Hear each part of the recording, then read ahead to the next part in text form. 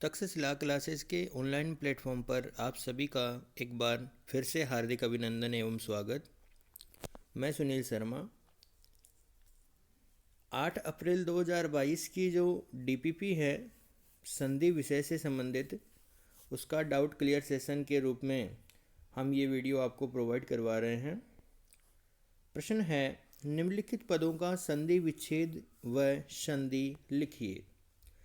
ये पूछ रहा है कि जो आपके सामने नीचे कुछ शब्द लिखे हुए हैं उन शब्दों का संधि विच्छेद और उनमें कौन सी संधि है ये आपको बताना है। जैसा कि पहला शब्द है अत्रा अयम। अत्रा अयम का संधि विच्छेद होगा अत्र प्लस अयम, अत्र जमा अयम, और यहाँ पे आपको सवर्ण दीर्घ संधि प्राप्त होगी। तो पहले में अत्रा प्लस अयम के साथ में सवर्ण दीर्घ संधि है। दूसरा ग्रामे अयम, तो यहाँ मित्रों आपको ग्रामे जमा अयम, ग्रामे जमा अयम। पहले वाले पद के अंत में एंग प्रत्याहार के वर्णों में से ए है, आगे ह्रस्व आकार है। इस आधार पे हम कह सकते हैं कि ए के स्थान पे ए ही हमें प्राप्त होगा। ए की जगह हम अवग्रह करेंगे तो यहाँ पे पूर्व रूप संधि प्राप्त होगी और संधि विच्छेद होगा ग्रामे प्लस अयम। तीसरा शब्द है संपत्ति ईर्ष्या।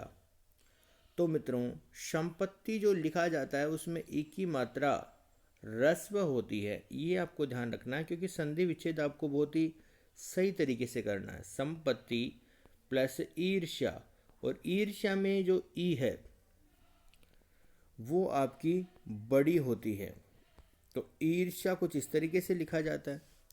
अब संपत्ति प्लस ईर्ष्या, इधर भी ह्रस्व ई है, इधर भी ह्रस्व दीर्घ ई है, तो दोनों की जगह पे हमें क्या कर देना है, दोनों की जगह हमें दीर्घ इकार आदेश कर देना है और शब्द बन जाएगा संपत्तिर्षा।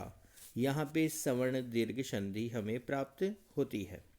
मुरारी प्लस अवह, यहाँ पे मुरारी शब्द नहीं होगा, यहाँ विश्लेषण में भी क्या है, मुरारे, मुरारे जमा अव। ए के स्थान पे ए ही प्राप्त होगा, ए के स्थान पे अवग्रह करेंगे। एंगह पदांतादति सूत्रानुसारेण, यहाँ जो है वो आपको पूर्व रूप संधि प्राप्त होगी। फिर है सदा प्लस ऋणः, सदा जमा ऋणः। अब यहाँ पे आ है, आगे री है, दोनों के स्थान पे हमें अर आदेश करना है और आपका शब्द बन जाएगा सदा प्लस ऋणः। अब इसका बनेगा सदर्नः। ये यहाँ पे थोड़ा सा मिस्टेक करके लिख दिया उन्होंने। ये शब्द कैसे बनेगा, सदर्नः। स्पष्ट लिख देता हूँ, यहाँ आ की जगह ए ही होगा, सदर्नः, क्योंकि इसमें ए जुड़ जाएगा और रे ऊपर चला जाएगा और शब्द बन जाएगा सदर्णः। क्या बन जाएगा, सदर्णः।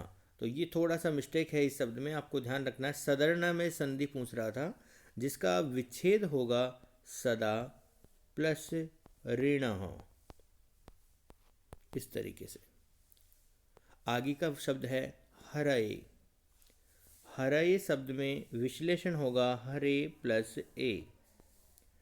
ए के स्थान पे हो जाएगा आय, इधर रह गया आपका हर और आगे है ए, है र में ए जुड़ा, र पूरा, या में ए जोड़ेंगे, हरये, और संधि प्राप्त हो गई अयादि।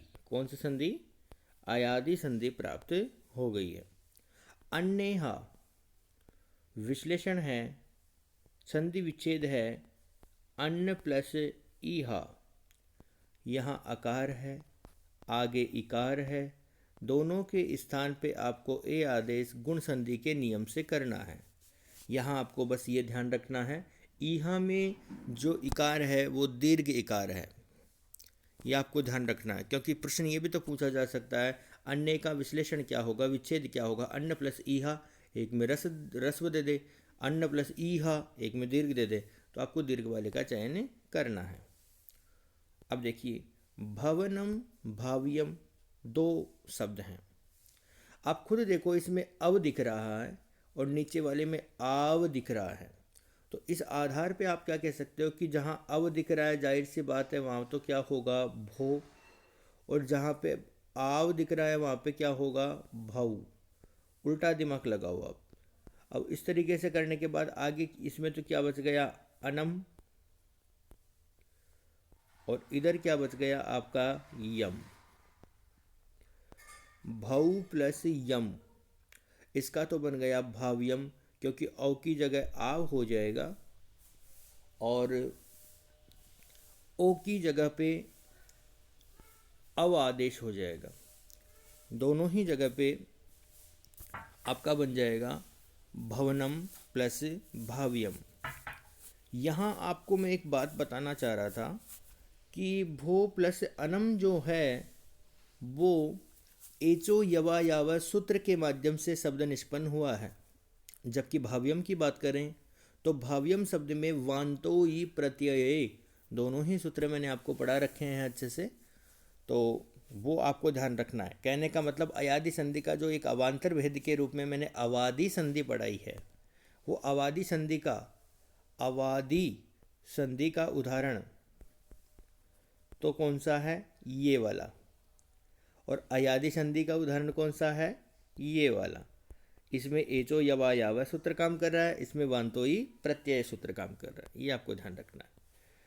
मेवम, मेवम का विश्लेषण होगा माँ प्लस एवं, और वृद्धि संधि के नियम से आके आगे ए है, इसलिए दोनों के स्थान पे एक आदेश कर दो आई, और शब्द बन जाएगा। अब इधर क्या बच गया, मैं, आगे क्या बच गया, वम, तो मैं में ए जोड़ेंगे तो क्या बन जाएगा, मई, आगे क्या बचा, वम, और मई वम, तो कौन सी संधि हो जाएगी, माँ प्लस एवं, यहाँ पे वृद्धि संधि प्राप्त हो जाएगी। दूसरा है स्त्र्युच्चितम, यहाँ विश्लेषण होगा स्त्री प्लस उचितम। असमान स्वर आगे होने पे यहाँ यकार हो गया, यहाँ पे स्त्रीय, और यहाँ पे उचितम, उचितम कुछ इस तरीके से बना। अब स त्र के आगे स्वर नहीं है, यह में ये वाला उ जोड़ेंगे यू, और आगे क्या बच गया, चितम, तो कौन सी संधि हो गई, स्त्री प्लस उचितम यण संधि हो गई। यहाँ आप और देखें शब्द लावक, आव दिख रहा है ना, तो खुद ही कह सकते हो लव प्लस अकह, और औ की जगह पे आव, इधर बच गया लय, और इधर बच गया अकह। ये लय में आ जोड़ेंगे ला, व में आ जोड़ेंगे व, और आगे है क। अयादि संधि के नियम से लाव का शब्द बन जाएगा। बात करें कदलकारः, तो कदा प्लस लृकारः, यहाँ आ है, आगे लृ है, गुण संधि के नियम से दोनों के स्थान पे क्या कर दो, अल। अब इधर लिखा हुआ है कद और आगे लिखा हुआ है कार, तो द में आ जोड़ेंगे तो द पूरा, ल के आगे कोई स्वर नहीं है इसलिए इस प्रकार से, और आगे है कारह, तो आपका बन जाएगा कदल कारह।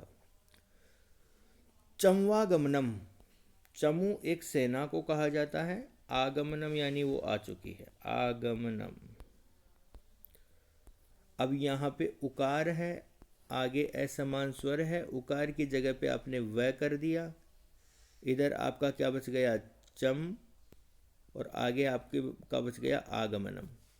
तो मैं के आगे कोई स्वर नहीं है तो व में ऐसे जोड़ देंगे, चमवा, आ जुड़ेगा चमवा, आगे बच गया गमनम, तो क्या बन गया, चमवा गमनम। किससे, यहाँ पे नियम लगा है आपका यण संधि का, गौरियात्मजः सीधा सा है, गौरी प्लस आत्मजः। इकार के स्थान पे यकार कर दो और इधर आपका बच गया गौर,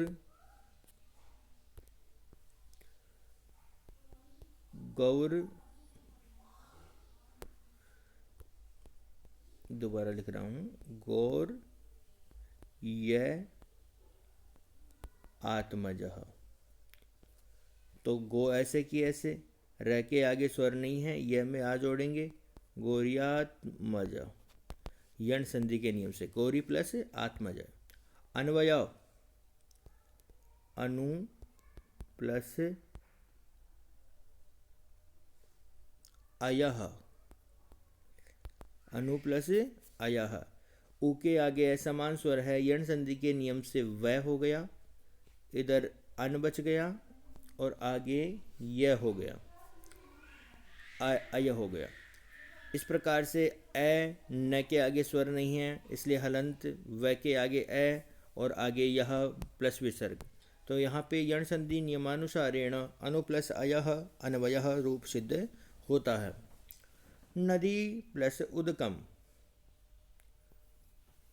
नदी प्लस उदकम। इकार के आगे असमान स्वर है, इसलिए इकार के स्थान पे यकार प्राप्त हो जाता है।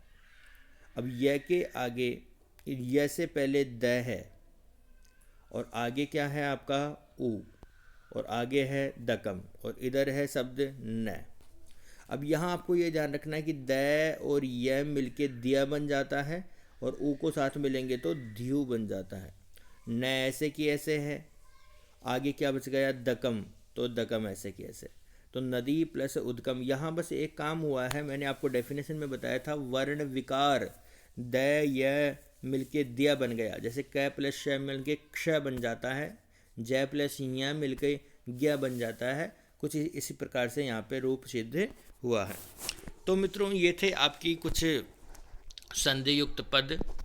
नदी प्लस उदगम यण संधि, अनु प्लस अय यण संधि, गौरी प्लस आत्मज यण संधि, 3 यण संधि के थे। चमु प्लस आगमनम यण संधि, कदा प्लस लृकारः आपका गुण संधि, लौ प्लस अकः आपका अयादि संधि, स्त्री प्लस उचितम यण संधि।